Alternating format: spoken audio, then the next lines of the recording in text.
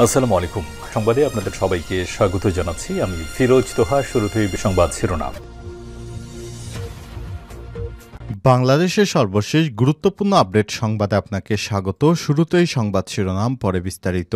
শুরুতেই জানাব, বাংলাদেশের ভেতরে ঢুকে 5 কৃষককে পেটালো বিএসএফ। কুড়িগ্রামের ফুলবাড়ী উপজেলার বালাতারি সীমান্ত দিয়ে বাংলাদেশের ভেতরে অনুপ্রবেশ করে 5 জন কৃষককে পিটিয়ে আহত করেছে ভারতীয় সীমান্তরক্ষী বাহিনী বিএসএফ। আর শুক্রবার 14 ফেব্রুয়ারি দুপুরে উপজেলার নাওডাঙ্গা ইউনিয়নের বালাতারি আন্তর্জাতিক সীমান্ত পিলার নং 930 এর কাছে এই ঘটনা ঘটে।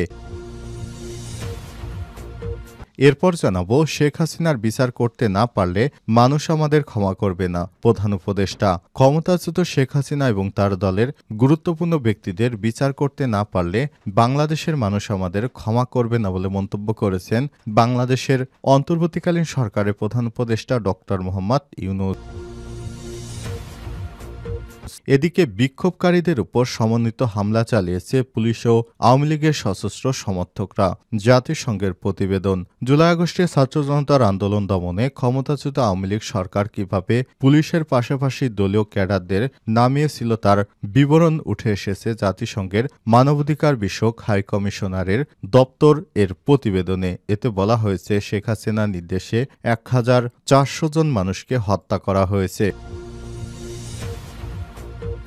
জানাবো, আওয়ামী লীগ নিষিদ্ধ না হলে রাজপথ ছাড়ব না বললেন হান্নান মাসুদ। গণহত্যা, আওয়ামী লীগ ও শেখ হাসিনার সম্পৃক্ততা আন্তর্জাতিকভাবে প্রমাণিত হয়েছে, তাই তাদের বিচার ও দলটি নিষিদ্ধ না হলে রাজপথ ছাড়ব না। শুক্রবার 14 ফেব্রুয়ারি কেন্দ্রীয় শহীদ মিনারে ছাত্র জনতার অভ্যুত্থানে নিহত মোহাম্মদ হাসানের জানাজা শেষে বৈষম্যবিরোধী ছাত্র আন্দোলনের মুখ্য সংগঠক আব্দুল হান্নান মাসুদ এসব কথা বলেন। এদিকে জুলাই বিপ্লবে মাদ্রাসা ছাত্র ও আলেমদের বিরোচিত ভূমিকা ছিল বললেন মাহমুদুর রহমান। জুলাই বিপ্লবে আলেম ওলামা ও মাদ্রাসা শিক্ষার্থীদের একটি বিরোচিত ভূমিকা ছিল বলে মন্তব্য করেছেন আমার দেশের সম্পাদক মাহমুদুর রহমান। এবং সর্বশেষ জানাবো, জাতীয় ঐক্যমত কমিশনের সঙ্গে বিএনপির বৈঠক শনিবার।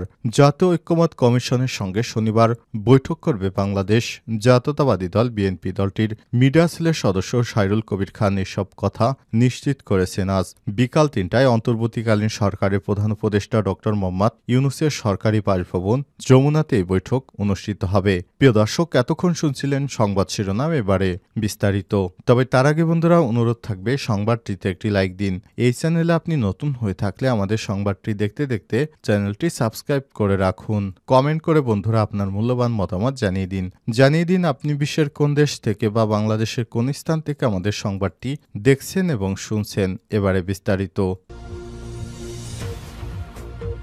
বাংলাদেশের ভেতরে ঢুকে 5 কৃষককে পেটালো বিএসএফ। কুড়িগ্রামের ফুলবাড়ী উপজেলার বালাতারি সীমান্ত দিয়ে বাংলাদেশের ভেতরে অনুপ্রবেশ করে 5 কৃষককে পিটিয়ে আহত করেছে ভারতীয় সীমান্তরক্ষী বাহিনী বিএসএফ। শুক্রবার 14 ফেব্রুয়ারি দুপুরে উপজেলার নওডাঙ্গা ইউনিয়নের বালাতরি আন্তর্জাতিক সীমান্ত পিলার নং 960 এর কাছে এই ঘটনা ঘটে। স্থানীয়রা জানায়, শুক্রবার জুমা নামাজের পর বাংলাদেশের অভ্যন্তরে প্রবেশ করে ভারতের নারায়ণগঞ্জ 138 ব্যাটালিয়নের 12 থেকে 13 জন বিএসএফ এর সদস্য এ সময় মাঠে থাকা স্থানীয়দের সঙ্গে তাদের কথা কাটাকাটি হয়। এক পর্যায়ে ভারতের বিএসএফ 5 জন কৃষকের উপর হামলা চালায়। আহতরা হলেন শামসুল হক 60, জাবেদ আলী 55, তাজুল ইসলাম 40, কাশেম আলী 50, রিপন 35। জানা যায়, এই ঘটনায় স্থানীয়রা লাঠি নিয়ে সীমান্তে আসলে উত্তেজনা শুরু হয়। পরে বিএসএফ সদস্যরা ভারতের অভ্যন্তরে পালিয়ে যায়।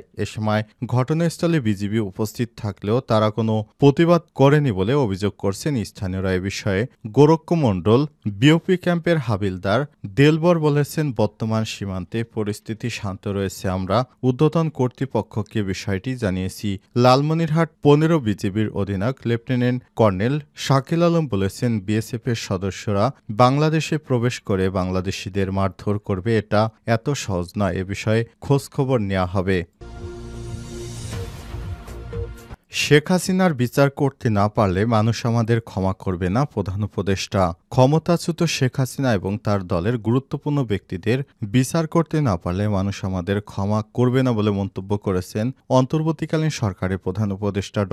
মোহাম্মদ ইউনূস। ওয়ার্ল্ড গভর্নমেন্ট সামিটে অংশগ্রহণের জন্য দুবাই সফররত প্রধান উপদেষ্টা গতকাল বৃহস্পতিবার ১৩ ফেব্রুয়ারি সংযুক্ত আরব আমিরাত ভিত্তিক সংবাদ মাধ্যম দ্য ন্যাশনালকে দেয়া এক সাক্ষাৎকারে এসব কথা বলেছেন তিনি। প্রধান উপদেষ্টা বলেন, ক্ষমতাচ্যুত প্রধানমন্ত্রী শেখ হাসিনা সরকারের গুরুত্বপূর্ণ ব্যক্তিদের শাস্তি এড়ানোর সুযোগ দেয়া হবে না, তাদের খুঁজে বের করে দেশে ফিরে আনা হবে এবং আইনের মুখোমুখি করা হবে। গত বছরের ৫ই আগস্ট ছাত্র জনতার অভ্যুত্থানে ক্ষমতা ছেড়ে ভারতে পালিয়ে যান শেখ হাসিনা। এরপর ওই বছরের ৮ই আগস্ট অন্তর্বর্তীকালীন সরকার হিসেবে দায়িত্ব গ্রহণ করেন ড. মোহাম্মদ ইউনূস। গণ অভ্যুত্থানে পতনের আগে শেখ হাসিনা টানা ১৫ বছর ক্ষমতায় ছিলেন। জুলাই আগস্টের অভ্যুত্থানে আনুমানিক ১,৪০০ জনের মতো মানুষকে হত্যা করে শেখ হাসিনার নির্দেশে ড. ইউনূস বলেছেন, শেখ হাসিনাকে ফেরত পাঠানো, আমরা ভারতকে চিঠি দিয়েছি, তাদের বিরুদ্ধে আমাদের কাছে অনেক প্রমাণ আছে। এছাড়াও জাতিসংঘের মানবাধিকার বিষয়ক হাইকমিশনারের প্রতিবেদনে প্রকাশিত হয়েছে, সেখানেও তার অর্থাৎ শেখ হাসিনার বিভিন্ন অপরাধের তথ্য রয়েছে। বিক্ষোভকারীদের ওপর সমন্বিত হামলা চালিয়েছে পুলিশ ও আওয়ামী লীগের সশস্ত্র সমর্থকরা। জাতিসংঘের প্রতিবেদন, জুলাই আগস্টে ছাত্র জনতার আন্দোলন দমাতে ক্ষমতাচ্যুত আওয়ামী লীগ সরকারের পুলিশ বাহিনী কিভাবে পুলিশের পাশাপাশি দলীয় ক্যাডারদের সঙ্গে নিয়ে মাঠে নেমেছিল তার বিবরণ উঠে এসেছে জাতিসংঘের মানবাধিকার বিষয়ক হাইকমিশন দপ্তর OHCHR এর প্রতিবেদনে। বলা হয়েছে, আওয়ামী লীগের সমর্থক ও পুলিশ সদস্যরা সমন্বিতভাবে আন্দোলনকারীদের উপর হামলা চালিয়েছিল।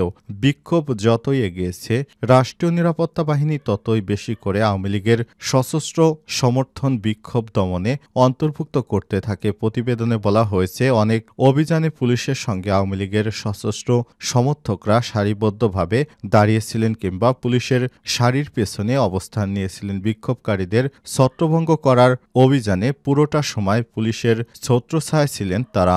আওয়ামী লীগের সমর্থকরা পথচারী মানুষকে থামিয়ে তল্লাশি এবং বিক্ষোভকারীদের আটক করে পুলিশের হাতে তুলে দেওয়া সহ নানা রকম অপকর্ম করেছে। সংগঠিতভাবে আপাতদৃষ্টে পূর্ব পরিকল্পিতভাবে এসব করা হয়েছে।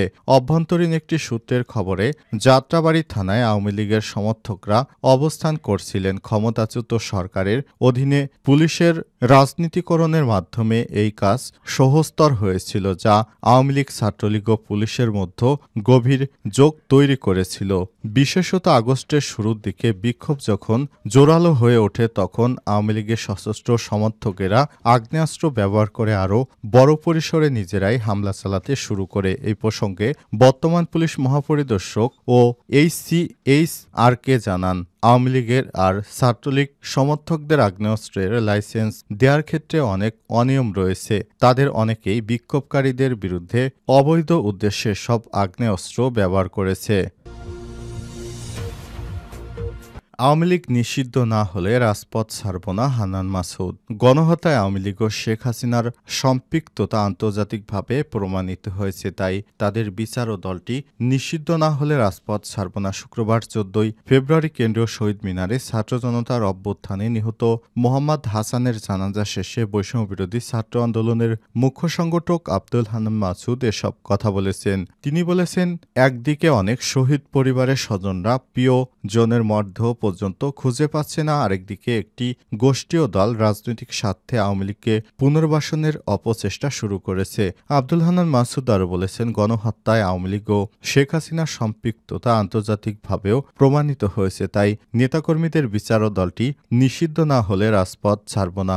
গণহত্যাকারী দল হিসেবে আওয়ামী লীগের বিচার ও নিষিদ্ধের দাবিতে কফিন মিছিল করেছে বৈষম্যবিরোধী ছাত্র আন্দোলন ও তার পরিবারের সদস্যরা। বৈষম্যবিরোধী ছাত্র আন্দোলন নেতারা বলেছেন, শেখ হাসিনা দীর্ঘ ১৭ বছরে ফ্যাসিবাদের ধারা বজায় রাখতে জুলাই অভ্যুত্থানে গণহত্যা করেছে, তাই মাটিতে আওয়ামী লীগের বিচার করতে হবে। আওয়ামী লীগের রাজনীতি চিরতরে নিষিদ্ধ করতে হবে, তা না হলে বাংলাদেশের জনগণের মুক্তি মিলবে না বলে মনে করেন এই সমন্বয়ক। তিনি বলেন, এভাবে আমরা চলতে দিতে পারি না। একটি গণহত্যাকারী দলকে বাংলাদেশে কখনোই পুনর্বাসনের সুযোগ দেওয়া সম্ভব নয়।